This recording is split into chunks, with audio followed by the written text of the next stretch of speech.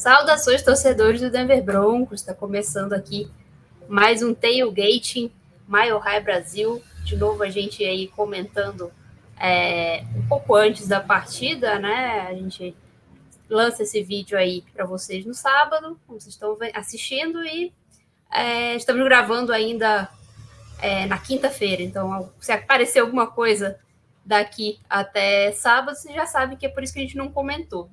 Estou aqui, eu, Ana Luísa Figueiredo, ao lado do grande amigo David Chiodini, do Pro Football, do On The Clock, da ESPN. Bem-vindo aí, David. Olá, Ana, tudo bem? Prazer enorme estar aqui. Infelizmente não vencemos a semana passada, mas eu acho que dá para dizer que deu um gostinho. Vai lá, vamos lá. Foi melhor do que a gente viu no ano passado. Também não vamos querer que tudo aconteça na primeira semana. Vamos manter o otimismo. Estamos no Colorado de novo esse final de semana, então vamos manter a energia lá em cima. Sabe o que eu achei mais animador desse jogo, Davis? O quê? Que eu assisti o vídeo do Tim Jenkins depois, e ele não teve nenhuma jogada que ele falou. Eu não sei exatamente que conceito que eles estão rodando aqui. Isso é importante. Tudo fazia bastante sentido no ataque. Ou seja, o ataque tem lógica. Isso é a mão do treinador, né? É a mão do Sean Payton, né? É um ataque que eu digo, tem conexão. Você chama a primeira jogada esperando que ela ganhe tanto para chamar a segunda, para chamar a terceira. A execução ainda está longe do ideal, tá? Mas é o primeiro passo. Não dá para dar o terceiro passo sem dar o primeiro. Concordo. Mas aí agora, passando para a semana 2, né? Tem os jogadores... Olha a moto aqui passando. Os jogadores têm a regra das 24 horas, né? Você se lamenta 24 horas, depois deixa isso para trás. A gente já passou bem mais de 24 horas, então bora deixar essa semana 1 para trás e avançar para a semana 2. Semana 2 que o Broncos recebe o Washington Commanders, do quarterback segundanista, mas quase um calouro, né? O Sam Howell, que assume aí a titularidade esse ano. O que você tem para falar aí desse time? Acho que um ponto principal que todo mundo já sabe do Commanders tem o Terry McLaurin, e no outro lado tem uma linha defensiva que é um negócio de doido.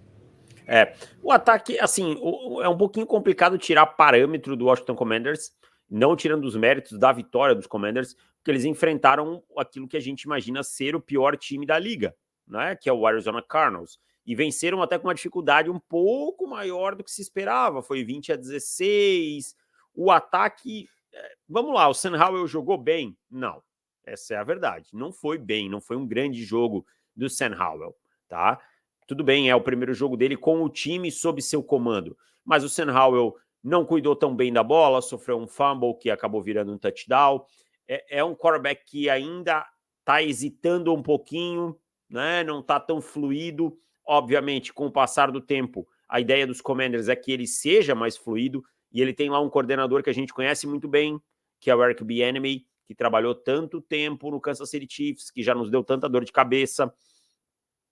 Mas vamos ser bem honestos, não é um ataque explosivo. Você não tem lá um grande jogo corrido, né? O Brian Robinson, ok. O Terry McLaurin é muito bom, mas a bola tem que chegar lá. O Jahan Dodson é um bom complemento, né? É uma sólida linha ofensiva.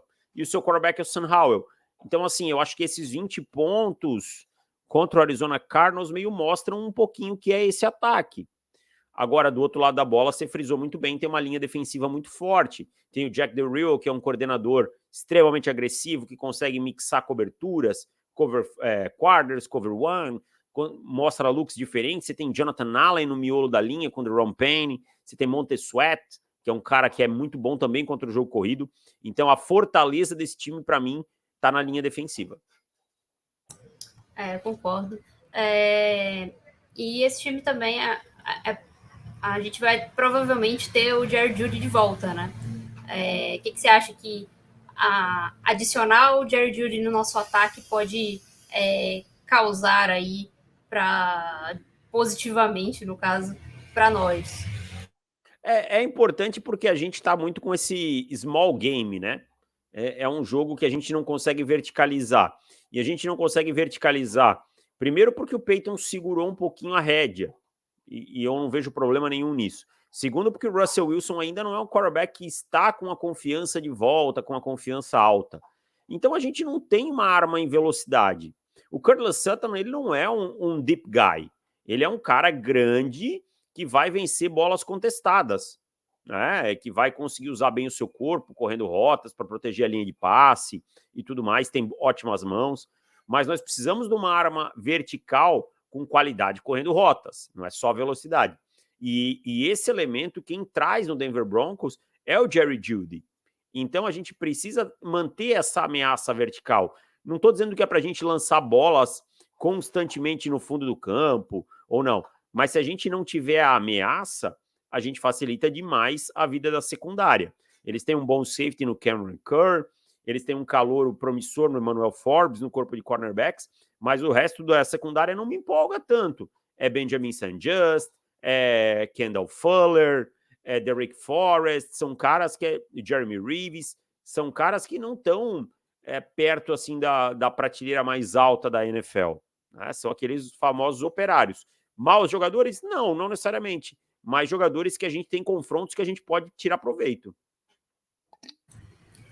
Então, falando aí para essa partida, o que você acredita que sejam os matchups mais importantes que a gente precisa vencer? Sem sombra de dúvida, na proteção ao Russell Wilson, né, e na criação do jogo terrestre. A gente precisa proteger o Russell Wilson, tanto pelo meio quanto pelas laterais. A gente vai ver o Montez Sweat, é um cara muito forte. Então, acho que os dois pontos chaves, Montez Sweat e Jonathan Allen, que é muito mais produtivo, né, que o Daron Payne pelo meio. São dois caras, os disruptivos do time, tá? Então, assim, matchup, os tackles e os guards ali contra esses dois caras, para mim é essencial. E conseguir pressionar o Sam Howell, que é uma coisa que ele não foi bem sob pressão, né? É um quarterback, como você muito bem falou, quase rookie, né? Quase calouro. Então, você tirar o ritmo desse ataque, e nós tivemos problemas na pressão no primeiro jogo, tá? Nós tivemos problemas para criar pressão. Então, nós precisamos tirar o Sam Howell da zona de conforto, não deixar com que ele ganhe confiança, tá? Então, eu acho que são os dois matchups. Os matchups estão na linha de scrimmage nesse jogo para mim. E falando aí dos jogadores que estão machucados, né? A gente falar aí do Injury Report, como eu comentei, a gente está gravando isso aqui na quinta, então a gente não tem ainda os status desses jogadores para a partida, quem vai estar questionable, quem já vai estar fora, mas a gente pode supor aí, baseado no que a gente sabe, né? Do lado de Washington, Davis, o que você tem a comentar aí desses jogadores? Eles estão sem o Jartavius Martin, né, que tá no protocolo de concussão, que é um jogador interessante. O Chase Young não deve participar do jogo, que está treinando limitado, se recupera de uma contusão no pescoço. Pelo que se reporta, não deve jogar até a semana 3. E o Curtis Samuel, que é um jogador interessante, porque é aquele gadget player, né, que é um cara que pega a bola para fazer um end around, que vem aqui fazer um jet sweep, que alinha como running back, que pode produzir um screen pass. Então são 3 jogadores interessantes que estão fora. O Chase Young, acho que nem dá para contar muito, porque faz bastante tempo que ele não consegue jogar.